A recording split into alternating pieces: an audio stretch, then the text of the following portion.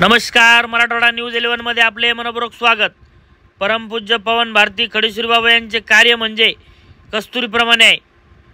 माजी राज्यमंत्री अर्जुनभाऊ खोतकर यांचे अविद्येच्या धर्तीवर महाराष्ट्रात प्रथमच जालना जिल्ह्यातील शिवशक्ती आश्रम तुपेवाडी येथील भव्य दिव्य अशा प्रभू श्रीराम मंदिराच्या भव्य शिलान्यास पूजन सोहळ्यानिमित्त कार्यक्रमात बोलताना म्हटले आहे। यावेळी खासदार डॉक्टर कल्याण काळे, आमदार नारायण कुचे, आमदार संतोष दानवे, शिवसेना जिल्हा प्रमुख भाऊसाहेब गुगे, भास्करराव आंबेकर, कैलासराव चव्हाण, बबलू चौधरी, पात्रीकर कॅम्पसचे डॉक्टर देवेश भैया पात्रीकर, जगदीश शेठ प्रथानी, डॉक्टर आदिनाथ पाटील, डॉक्टर किशोर टोपले, डॉक्टर रामदास सांगळे, महाराष्ट्रातील थोर संन्यासी महंत व वारकरी क्षेत्रातील थोर कीर्तनकार व पंचक्रोशीतील भाविक भक्त मोठ्या संख्येने उपस्थित होते। पूजन सोहळा आणि वारकरी संप्रदायाच्या सर्व महाराजांचं या ठिकाणी सन्मान सोहळा, या सोहळ्याचं आयोजन आश्रमावरती या ठिकाणी आता चालू आहे। खरं तर खडेश्वर बाबांनी एक वेगळा इतिहास या संपूर्ण परिसरामध्ये निर्माण केल्याचं आपण या ठिकाणी सातत्याने बघत आलेलो आहे। विशेषतः कर्मकांडाला मूठ माती देऊन खरा ज्ञानेश्वर महाराजांचा त्यांचा हा छोटासा का असेल परंतु हा प्रयत्न निश्चितपणे कौतुकास्पद आहे। निश्चितपणे चिरकाल दीर्घकाळ मनुष्य जीवनावरती ते जे कार्य करतात त्याचा निश्चितपणे परिणाम हा अलीकडच्या कालखंडामध्ये पाहायला मिळतो। या संपूर्ण परिसरामध्ये आपण फिरल्यानंतर आपल्याला जाणवतं की या परिसरामध्ये ज्या ज्या ठिकाणी विवाह समारंभ पार पडतो त्या विवाह समारंभामध्ये अक्षदाच्या ऐवजी फुलाची उधळण असेल किंवा मृत्यूनंतर क्रियाक्रम असेल, या सर्व बाबतीमध्ये काही बाबांनी निर्बंध या ठिकाणी घालून दिलेले आहेत आणि ते पाळण्याचा प्रयत्न या भागातील नागरिक या ठिकाणी करतात। आज या ठिकाणी जिल्ह्याभरातील सर्व महात्मे आलेले आहेत। अजून आपण 2-3 वर्षापूर्वीचा कालखंड विसरलो नाही, ज्या कालखंडामध्ये या देशामध्ये माणसं मरतील असा विचार कधीच कोणी केला नाही। या देशातल्या लोकांनी तडफडताना माणसं बघितली, ऑक्सिजन मिळाला नाही म्हणून अनेक शेकडो लोक मेलेत। कदाचित तोच एक भाग खडेश्वर बाबांनी या ठिकाणी उचलला आणि आपल्या स्वतःच्या दिंडीमध्ये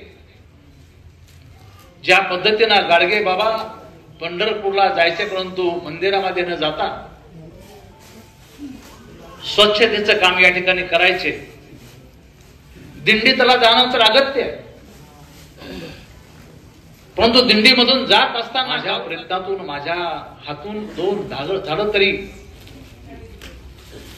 लागल्या गेली पाहिजेत। त्याने शेकडो झाडं वाढली, हजारो झाडं वाटली,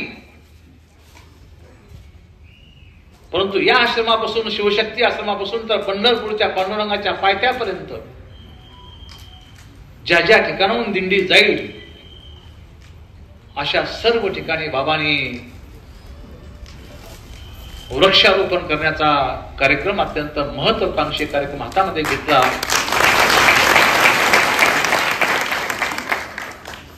आणि तो निश्चितपणे अत्यंत कौतुकास्पद या ठिकाणी आहे.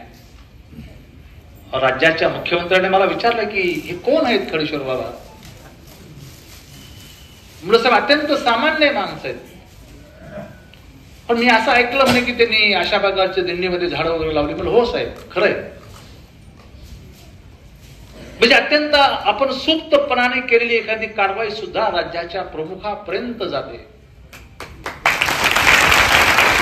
आपल्याला कल्पना आहे की राज्याच्या कोणत्या कोपऱ्यामध्ये रोज मुख्यमंत्र्याला राज्याचे पोलीस प्रमुख जाऊन रिपोर्ट करतात सकाळी 8 वाजता.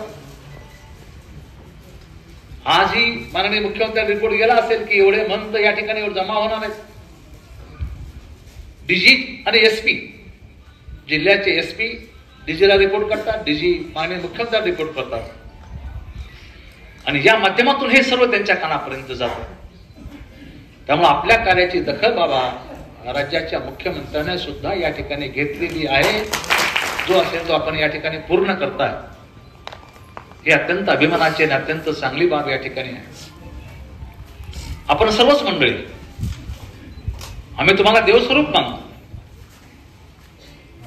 तुमच्यामध्ये निश्चितपणे परमेश्वराचा अंश आहे. जे काही सद्गुण आमच्यामध्ये आहेत ते तुमच्यामुळे समान आहे. कस्तुरी ज्या पद्धतीने मातीमध्ये पुरली की त्या मातीला सुद्धा गंध त्या कस्तुरीचा लागतो. तुमचं अस्तित्व आमच्यासाठी कस्तुरी समान आहे. तुमचा गंध आम्हाला लागतो, आणि आमचं जीवन किंवा सर्वसामान्य माणसाचं जीवन हे सुगंधित या ठिकाणी होतं. मला कल्पना आहे की आपण सर्व संघर्ष करणारे आहात. आपण संघर्ष करणारे सर्व या ठिकाणी आपापल्या पातळीवर, लहान मोठ्या पातळीवर संघर्ष करणारे प्रत्येक व्यक्ती या ठिकाणी आहे. समाजाचं भलं व्हावं म्हणून निश्चितपणे झटणारे व्यक्ती आहेत. मला एक प्रश्न तुम्हाला करायचे की मुलासाठी झुरणारी आई सुखवडी असते का? जी आई आपल्या मुलांच्या कल्याणासाठी राबते किंवा ती आई कष्ट घेते, ती आई सुखवेडी नसते. आपल्या मुलांचं कल्याण व्हावं,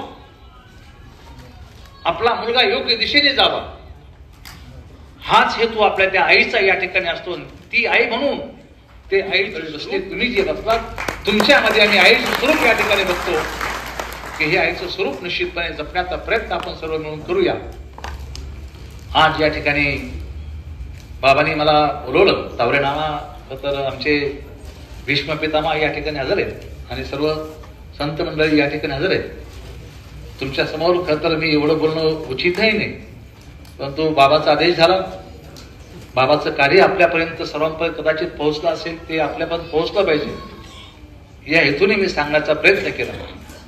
माझी आपल्याला सर्वांना हात जोडून विनंती की समाजामध्ये जे वाढत चाललेलं आहे, ज्या गोष्टी, त्या गोष्टी संदर्भामध्ये आपण प्रकाश टाकण्याचा प्रयत्न सातत्याने जर केला तर ती समाजातली मलिनता, तो समाजातला द्वेष, त्या समाजातल्या बाकी सर्व गोष्टी निश्चितपणे कमी होतील. असं म्हणतात की कान टोचायचं ते सोनारानेच टोचलं पाहिजे, आणि ते अधिकार तुम्हाला या ठिकाणी आहे, आणि तेवढं कान टोचण्याचा प्रयत्न आपण सातत्याने या ठिकाणी करावा. आणि या शिलान्यासला माझ्या वतीनं मनपूर्वक शुभेच्छा व्यक्त करतो. जी काही जबाबदारी माझ्यावरती या ठिकाणी बाबा आणि देवा बाबा हे टाकतील, निश्चितपणे मी ती जबाबदारी पेलण्यामध्ये पुढेही मागं पुढे राहणार नाही. आणि आजच्याही बाबा खडीश्वर बाबा आजच्याही कार्यक्रमाचे फोटोग्राफ्स वगैरे सर्व मुख्यमंत्री महोदयाला पाठवतो. निश्चितपणे तेही दखल घेतील. जय हिंद, जय महाराष्ट्र. रामकृष्ण. भांगरी काय म्हणावे या करामतीला, भासे वसुंधरा ही देखणे, भासे वसुंधरा ही देखणे. खूप खूप धन्यवाद भाऊ आणि त्याचे सर्व सहकारी, आपल्या सर्व